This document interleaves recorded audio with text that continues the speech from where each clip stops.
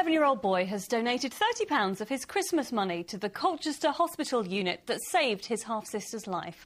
Christian Williams' sister wasn't breathing when she was born. She was saved by the staff at the Special Care Baby Unit at Colchester.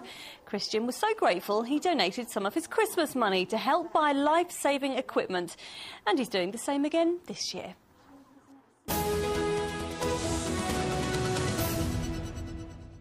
Now, they were once a focal point of many of our villages, but over the last century, some of our finest country houses have vanished forever. Many were demolished, others destroyed in fire. Now, a new book by a Suffolk author has helped bring some of them back to life. Victoria Webb is at Kentwell Hall for us this evening, one of those houses that has survived, I'm pleased to say. Victoria, looks lovely there. It is. This is the dining room at Kentwell Hall, quite a grand room.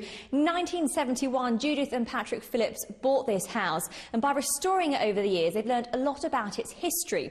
At the time they bought it, though, a report actually stated it wasn't fit for restoration. So had they not stepped in, like many of our country houses, this could have been demolished. For 500 years, Kentwell Hall has been home to a succession of families. The impact those people had is woven into the fabric of this grand country house. Although the building still has its Tudor layout, there's an interesting mix of periods. The ceiling in the state bedroom was originally 10 foot higher, but the design on the walls is exactly what they would have had in the 1800s. They've been able to recreate it after finding a small piece tucked behind the coving. At one stage, it looked as though this building was going to be added to the list of lost country houses. But thankfully, Judith and her husband have been able to bring it back to life, learning about its past along the way. You can read into a house just by looking at the brickwork, how the brickwork has altered when new brickwork has been added or a seam has occurred. You can also look at the different types of plasterwork, the styles of the plasterwork, to see exactly when they were produced and so on. So a house will tell you. You can read a house like reading a book. Many of the region's country houses that could have offered us similar insights into a life gone by are no longer standing. The wall here with the pillars gives you a taste of just how grand the third Henham Hall on this estate near Southwold was. But this is all that's left of it. Hector Rouse's family have owned the estate for 480 years. 3 halls were built here. The most recent was pulled down in 1953. It was a beautiful building, and we've got lots of photos that they took as they were pulling it down, which was, quite sad to see. Inheritance tax came in, so, it's a real shame. It was a beautiful building. But then again, that kind of era perhaps has passed. By the middle of the 19th century, the important role these types of estates and their owners had played had changed dramatically. Bill Roberts is the author of a book that looks at the country houses we've lost in Suffolk. They were the centres of most of the activity for the villages near them. They employed large numbers of people. There was an agricultural depression from the 1870s. The income of the estate owners declined. After the Second World War, these were enormous houses. A lot of them had been badly damaged during requisitioning, and people decided they couldn't maintain them any longer. At Henham Park, although the hall has been lost, the family have plans to build a hotel here. A Henham Hall fitting for the current generation, and one that will add another chapter to the story of this estate. Well, Victoria, Kentwell Hall looks absolutely stunning, but does it look how it would have done hundreds of years ago? Well, there are still a lot of the original features here, but Judith and Patrick are really trying to create their own style around the house.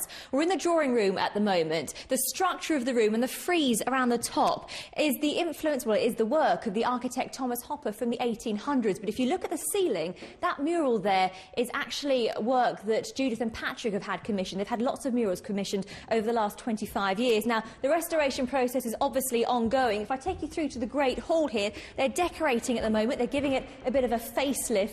Judith, you were in the report there. How important is it for you to leave your mark on this house? Well, houses are organic and they're always changing, and I think that the previous owners have added their mark and we're now adding our mark. But that's not the reason for us being here. The reason for us to be here is to make sure the house survives. Thank you very much. Well, in years to come, people will be able to see the mark that Judith and Patrick have left here and learn a bit more about what life was like when they were living here. Thank you, Victoria. Oh, really lovely, You'd wasn't it? love to have a house with a grand hall. I would do. Although you're a bit of a stenciler yourself, aren't you? You probably do one of those, knock up one just of an evening. Now, in October last year, she was one of a life-saving team sent to help victims of the devastating Sumatran earthquake. Since then, she's been locked away. Well, Darcy is a rescue dog for Essex Fire Service and has fallen victim to Britain's strict quarantine laws. But as Tom Barton reports, a deal between her handler and the government means that she's now allowed at least a little freedom. She looks happy and free, but Darcy is still behind bars. It's 5 months since the Essex-based rescue dog returned from the devastating Sumatran earthquake.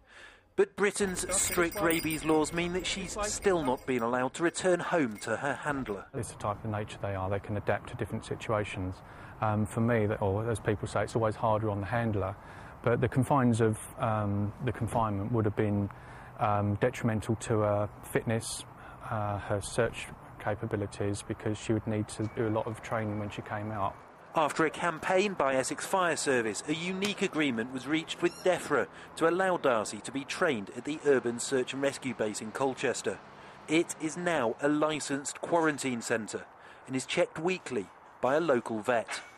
The strict terms of Darcy's quarantine licence mean that when she's out of her cage, only fire service staff are allowed on site, and that means that we're only able to film from behind this locked gate. As part of the training, a firefighter hides. Darcy is then set loose to try and find him, and within moments proves her worth. Her quarantine ends in a few weeks. Until then, every training session finishes with Darcy being locked away and returned to a local quarantine kennels. Tom Barton, Anglia News, Colchester. Oh, we just want to tell her she hasn't done anything wrong. It's OK, it'll be out soon, Darcy. You're not a prisoner. Beautiful dog. Absolutely lovely. Now, here's what's coming up on the national news in a couple of minutes. Still no word on the little boy, kidnapped in Pakistan and now held for nearly 48 hours. Really is very clever. Now, earlier on, Amanda was saying that we might need our sunglasses this weekend. This would be a delight, wouldn't it? It would. Let's find out all the details. Here she is. Sunny but chilly. We can handle that, definitely can't we? handle it. It just feels everything's about to burst out, isn't it? That's all we've got time for. Don't forget our website at itv.com/Anglia. Yep, you can watch items from the programme, plus there's a full weather forecast for the Anglia region. Until next week, goodbye. Have a lovely weekend. Bye-bye.